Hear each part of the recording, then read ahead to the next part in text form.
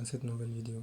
Aujourd'hui, je vais vous montrer les 5 sites qui me servent le plus en analyse macro, c'est-à-dire me tenir au courant de tout ce qui se passe dans le monde au niveau géopolitique, économique, etc. Et faire une petite analyse et comprendre et faire mon analyse fondamentale pour ensuite avoir des biais, l'exécuter sur les graphes et avoir des positions. Alors sans plus parler, passons à mon PC. D'abord, nous allons sur Chrome. Le premier site que j'utilise c'est Forex Factory. Tout le monde doit le savoir déjà. Forex Factory, c'est un site qui me sert à trouver toutes les annonces économiques qui sortent et aussi les news. Là, on a le calendrier économique pour cette semaine. On a janvier, lundi 5 janvier, nous avons les différentes annonces économiques. Nous pouvons les personnaliser ici en ajoutant le filtre. Pour le filtre, on peut mettre les annonces économiques uniquement ultra importantes en rouge, moyennement importantes orange, peu importantes en jaune et plutôt neutre en gris ici. Là, nous pouvons filtrer les différents types d'annonces que nous voulons voir, tels que la croissance, l'inflation, l'emploi, les banques centrales, les obligations. Et là, nous pouvons sélectionner les devises qui nous intéressent, notamment le dollar australien, canadien, le franc suisse, le yuan chinois, l'euro, etc. Après avoir cliqué les différentes cases qui nous intéressent, nous mettons appliquer. Et là, nous voyons différentes annonces sur le lundi 4 janvier, mardi 5 janvier. Et pour aujourd'hui, jeudi 8 janvier, nous avons CPI suisse qui est sorti identique aux attentes. Là, nous avons les prévisions, les chiffres des prévisions. Là, nous avons, lorsque ça sort, si c'est conforme aux prévisions ou pas. Et là, nous avons le précédent. Nous pouvons cliquer là pour voir un bref aperçu des graphes de ce qui s'est passé précédemment. Et après que la news soit sortie, nous pouvons cliquer là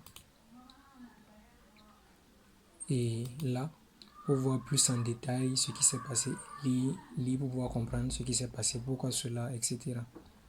Et là, nous pouvons filtrer en mettant le jour qui nous intéresse, tel que le 8. Et je peux par exemple voir les annonces économiques qui sortiront le 10. Et là, on constate que le 10 c'est un samedi, il n'y a pas d'annonce économique. Nous pouvons cliquer un autre jour, par exemple le 12, lundi 12. Nous avons les différentes annonces économiques. Nous pouvons toujours filtrer en cochant les cases uniquement qui nous intéressent. Passons à présent au deuxième site qui est aussi très important, qui est Trading Economics. Trading Economics, ce qui nous intéresse, c'est les datas que nous pouvons en tirer. Là, nous pouvons sélectionner le pays qui nous intéresse. Là, par exemple, la zone euro. Nous pouvons voir les différents chiffres tels que le taux de croissance du PIB, le taux de croissance du PIB annuel, le taux de chômage, le taux d'inflation mensuel, les taux d'intérêt, la balance commerciale, etc. Quasiment toutes les données que vous voulez se trouvent sur Trading Economics. Par exemple, je vais cliquer sur le taux d'inflation. Là, nous avons un bref résumé inflation, la zone euro. Nous avons l'évolution en barre des différentes sorties, de l'inflation. Et là, nous constatons que l'inflation actuellement, la zone euro est de 2%. Nous pouvons voir plus longtemps en cliquant sur 3 ans ou sur 5 ans pour voir beaucoup plus de data. Trading Economics est ultra important pour pouvoir voir l'évolution des différentes data telles que le taux d'intérêt, l'inflation, le PIB, pour pouvoir anticiper les données à venir, ce qui est très important ici beaucoup, notamment sur le Forex. Un autre site encore, là, c'est ING Think. ING Think, là, je l'utilise, ça me sert beaucoup concernant la macro et mon analyse fondamentale. Là, lorsqu'on arrive sur ING Think, on peut cliquer sur marché et cliquer FX parce que c'est le marché du Forex qui nous intéresse. Lorsqu'on clique sur FX, nous avons tous les jours des rapports de leurs analyses, leurs économistes qui nous fait un point de vue sur les datas de la veille et nous éclaire un peu plus sur ce qui se passe sur le plan macroéconomique, géopolitique actuel. Là, nous pouvons cliquer sur le dernier rapport. Là, nous voyons Les marchés d'échange quotidiens, des données mitigées ne permettent pas de dégager une tendance. Là, c'est l'article du jour que j'ai déjà lu ce matin.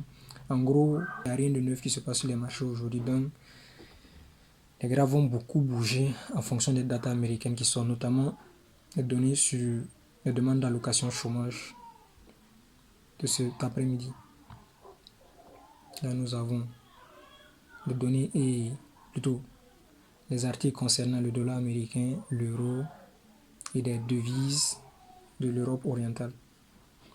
Là, vous pouvez notamment lire et relever les notes, les phrases importantes, les plus importantes, ce qui va vous permettre d'avoir un point de vue global, entre guillemets global, sur ce qui se passe dans le monde et notamment sur certaines devises pour en tirer notamment des biais et comprendre ce qui se passe, notamment sur certaines devises pour ne pas se faire piéger par l'analyse technique. Avant-dernier site que nous avons, c'est FX Street. FX Street, je le check chaque matin après avoir lu les données de ING pour avoir de plus amples informations.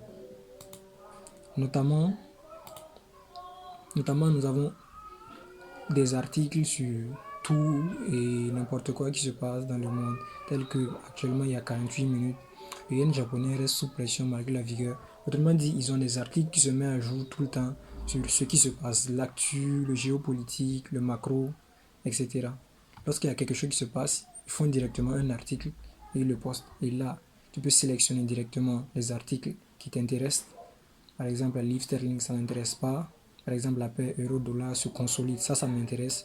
Je clique droit, j'ouvre dans un nouvel onglet. Et là, je peux me concentrer, me focus directement sur cet article seul et lire tout ce qu'il y a dessus et comprendre ce qui se passe sur cette paire. Là, vous voyez, il y a plein d'articles, ça se met automatiquement à jour lorsqu'il y a une nouvelle donnée, data, etc. Et le dernier site, c'est Mataf, mataf.net. Mataf.net, le site bug beaucoup, mais on peut se débrouiller avec. Mataf me sert beaucoup pour l'analyse technique des devises individuelles. Là, nous avons un graphe du dollar seul. Nous avons le DXY sur TradingView aussi. Tu peux notamment faire son analyse technique. C'est pas une devise, c'est pas une paire de devises. C'est juste la devise elle seule. Et tu peux notamment voir si le dollar est plutôt haussier ou baissier et comparer à, je sais pas, le franc suisse par exemple. Si tu es un peu lent.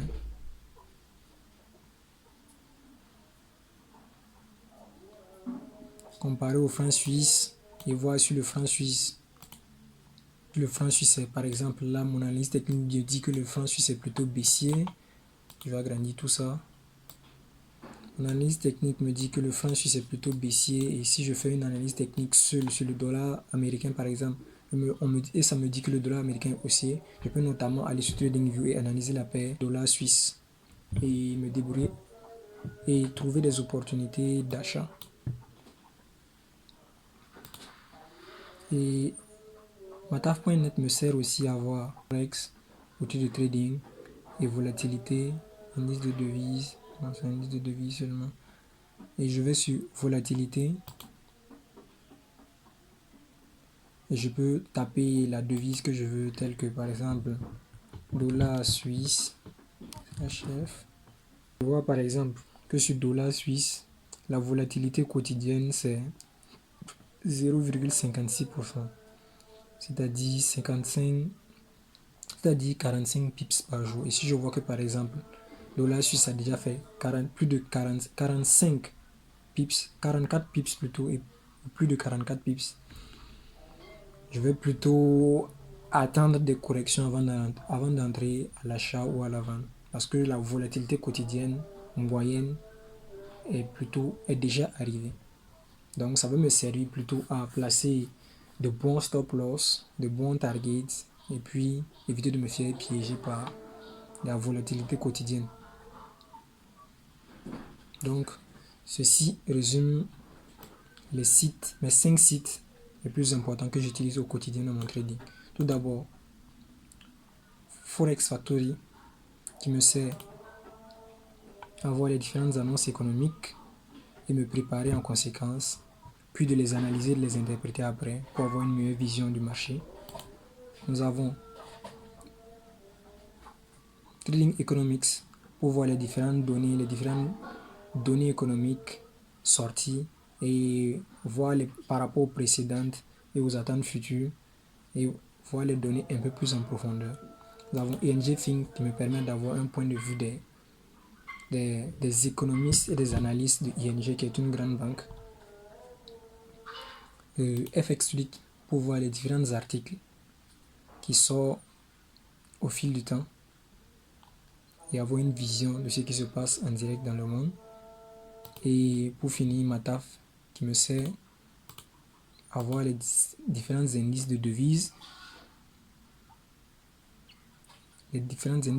notamment pour faire l'analyse technique dessus et voir si une devise est surévaluée, sous-évaluée, ou pour voir la volatilité d'une paire qui m'intéresse en tapant les signes de la devise comme AUD, USD et voir la volatilité quotidienne pour placer notamment mes stop loss, mes targets et ne pas me faire stopper bêtement dans une journée. La volatilité quotidienne avait déjà été atteinte. Ok. Ceci met fin à la vidéo et peut-être dans une de ces vidéos je vous expliquerai un peu mon processus d'analyse fondamentale pour un biais weekly, c'est-à-dire un biais pour la semaine et rechercher notamment des opportunités grâce à l'analyse technique en semaine.